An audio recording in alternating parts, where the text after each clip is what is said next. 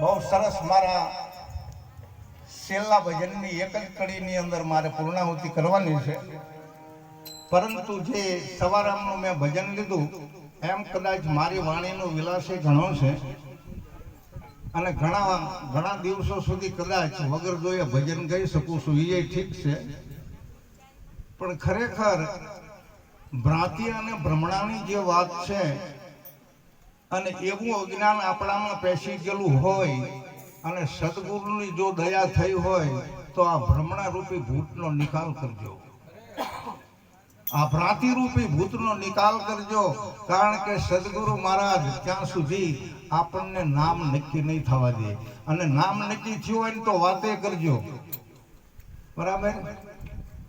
પોસા વખત વારી ઘડીએ કહે છે કે बहुत नाम है संसार में तासे मुक्ति न હોય, તો જે મુક્તિ આપણે કરવાની છે કયા નામથી મુક્તિ થશે નક્કી તો છે ને, કારણ કે એક નામની અંદર અનેક સમાયેલા છે જો સમજાય તો, અને એ નામના જ આપણે અધિકારી બનવાનું છે। અનેક હોવા છતાં એક જ છે, એક હોવા છતાં અનેક છે। ઈ નામ સમોવડ કોઈ નહીં, જપ તપ તીર્થ જોગ, નામે પાતક છૂટિયા, નામે નાશે રોગ।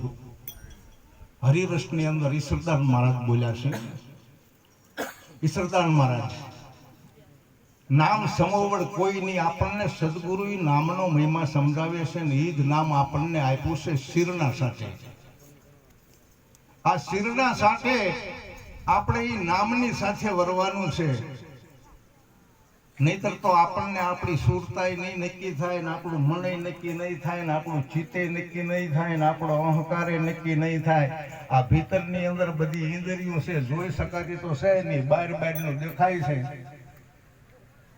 તો ખરેખર એમ કે સુરતને જ્યારે સદગુરુ મળે ત્યારે એ ભીતરની અંદર દ્રષ્ટિ કરી અને ભીતરની અંદર જોઈ શકે છે ક્યારે કે જો વચન સમજાશે તો દિલમાં દીવો થશે, નહીતર નહીં થાય, અને દીવા સિવાય અંજવાળું નહીં થાય, અંજવાળા સિવાય આ અગમભૂત છે નહીં।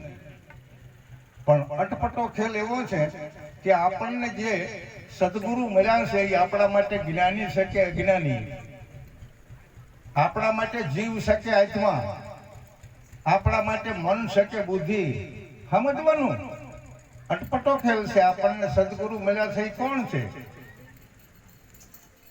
આ રમતો જોગી આવી અને આપણી નગરીમાં અલખ જગાવી જોશે, કેમ વાલા સમજાતું નથી?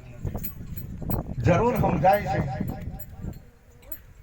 સમજ્યા પછી આપણે કેમ, મેં કાલે જ ભજન સાંભળ્યું કે અભ્યાસ જાગ્યા પછી પાનભાઈ બહુ ભમવું નહીં, શું અભ્યાસ જાગ્યા પછી બહુ ભમવું નહીં, અને રાખવો વચનમાં વિશ્વાસ।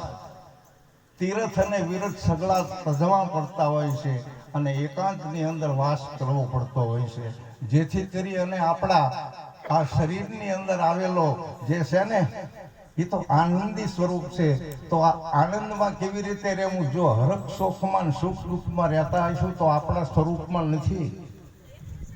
આપણા સ્વરૂપની અંદર રહેવા માટે સદગુરુએ જ્ઞાન આપ્યું હોય તો વાર નથી। અરે તમે પલમાં તમારી સ્થિતિની અંદર આવી શકો છો, બરાબર। આમાં કોઈ ઘમંડની વાત કરતો નથી, આપણી નમન છે, જોવો હું તો શું કઈ નહીં, એ સકલ સૃષ્ટિના સંતનો ચરણોનો શું દાસ, અનુભવ ચક્ષો આપજો કરું વાણી તરો પ્રકાશ, બરાબર। હું તો કઈ શું નહીં, ઘણા બધા ભજનોની રજૂઆત કરી શકું છું, પણ આ એક ભજન બોલી અને મારે વાણીને વિરામ આપું છું। 15 મિનિટ ઉપર થઈ હોય તો માફ કરજો। બોલો સદગુરુ ભગવાન કી જય।